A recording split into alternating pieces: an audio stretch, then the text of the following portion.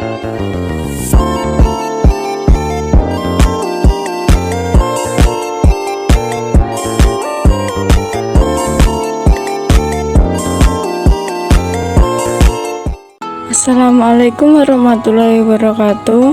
Saya Kurniana Putri dengan NIM 24117. Di sini saya akan menjawab soal yang pertama. Jelaskan pendapat Musawwibah tentang kebenaran dalam ijtihad.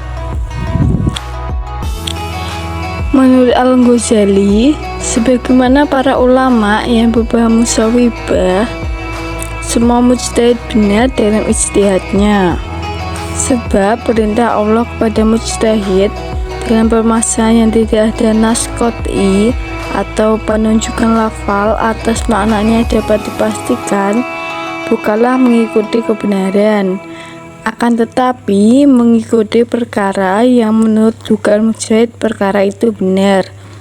Menurut mereka, tidak mungkin Allah mentaklif hambanya untuk mengikuti kebenaran, padahal dalil yang diberikan kepada mereka adalah dalil yang tidak jelas atau dapat dipahami secara ganda. Misalnya ada seorang diperintahkan berjalan ke arah barat setiap pagi. Ternyata orang yang diperintahkan tersebut di pagi harinya berjalan ke arah selatan, sebab ia menduga bahwa arah selatan adalah arah barat. Maka orang ini dibenarkan dan ia sudah dianggap menjalankan perintah, sebab ia sudah mengikuti dugaannya. Adapun contoh dalam fikih, seperti menurut Imam Syafi'i, hukum berwudu dengan air mustakmal tidak sah, sedang menurut Imam Maliki hukumnya sah. Menurut para Musawwibah, beliau berdua benar, sebab perintah Allah kepada mujtahid hanya mengikuti dugaannya atas kebenaran. Dari sini dapat disimpulkan bahwa dalam fikih semua ulama sepakat bahwa seorang muslim tidak sepatutnya bersikap fanatik terhadap mazhab yang diikutinya dengan menganggap pendapat yang dianutnya pasti benar dan pendapat yang dianut oleh selainnya pasti salah. Soal yang selanjutnya yaitu, apabila terdapat perbedaan pendapat antara imam mazhab, pendapat mana yang harus kita ikuti? Orang awam bukan hanya orang yang sama sekali tidak mengetahui hukum Allah, akan tetapi ia juga orang yang mengetahui hukum permasalahan dari mujtahid, akan tetapi ia tidak mengetahui dalilnya. Bagi orang awam, wajib hukumnya bertaklid kepada para ulama. Mengikuti ulama bagi orang awam bukan berarti tidak mengikuti Al-Quran dan Sunnah, sebagaimana pemahaman sebagian ekstremis. Mengikuti ulama adalah perintah Allah. Dalam Al-Quran, Allah Ta'ala berfirman, yang artinya, maka bertanyalah kepada ahli ilmu jika kalian tidak mengetahui. Quran Surat An-Nahl ayat 43. Adapun apabila para imam mazhab berbeda pendapat dalam sebuah permasalahan, maka kewajiban orang awam adalah mengikuti mazhab yang ia yakini paling unggul dibanding mazhab lainnya, atau minimal setingkat dengan mazhab lainnya. Walaupun dalam kenyataannya mazhab yang ia ikuti diungguli oleh mazhab yang lain.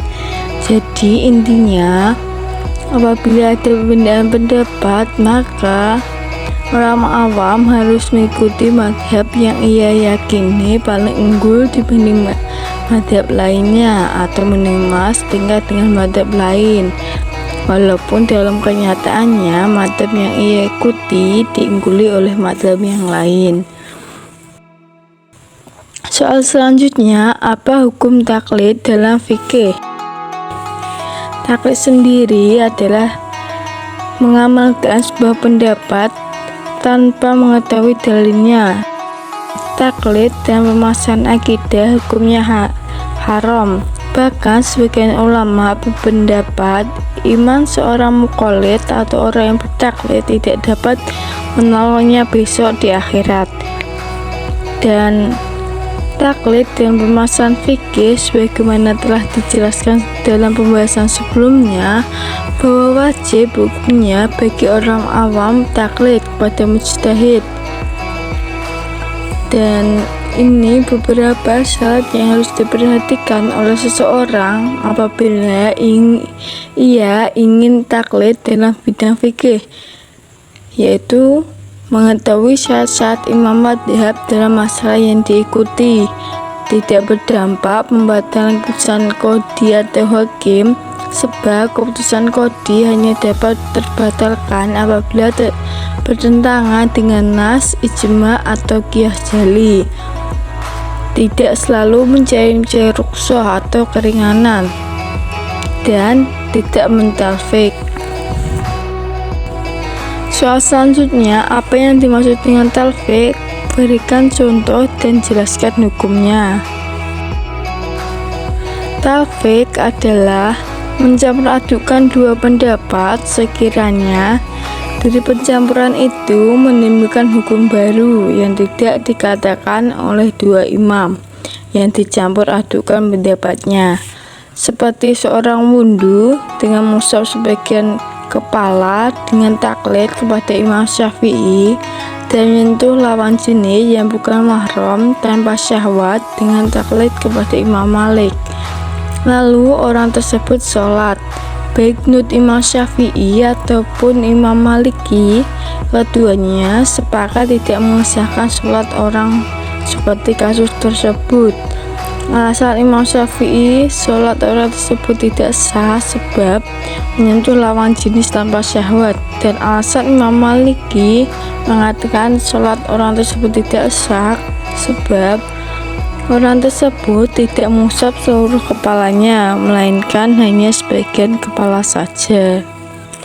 Menurut beberapa ulama, menghalalkan tentang talfik, terutama dalam masalah-masalah yang bersifat dhani atau tidak jelas dalilnya. Sedangkan sebagian ulama lainnya melarang karena dapat memunculkan hukum baru yang tidak ada dalam syariat. Intinya, beberapa ulama ada yang menghalalkan mentalfik terutama dalam masalah dhani, dan sebagian juga melarang karena dapat memunculkan hukum baru yang tidak ada dalam syariat. Demikian jawaban yang dapat saya sampaikan. Kurang lebihnya saya mohon maaf yang sebesar-besarnya. Wassalamualaikum warahmatullahi wabarakatuh.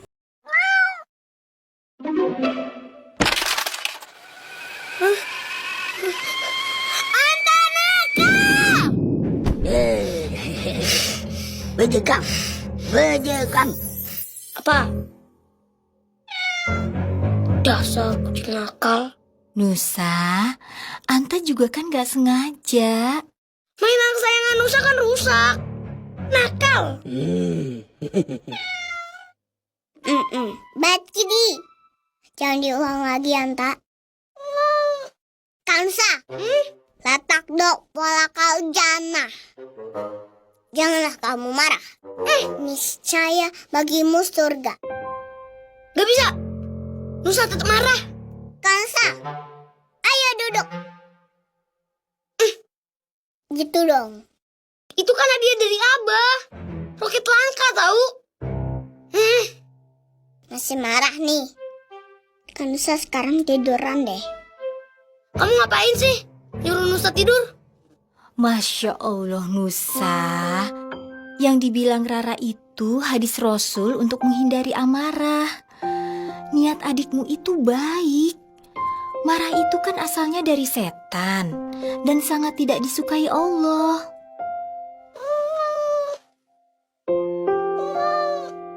Kalau kamu sama si marah, kakak ambil wudhu deh.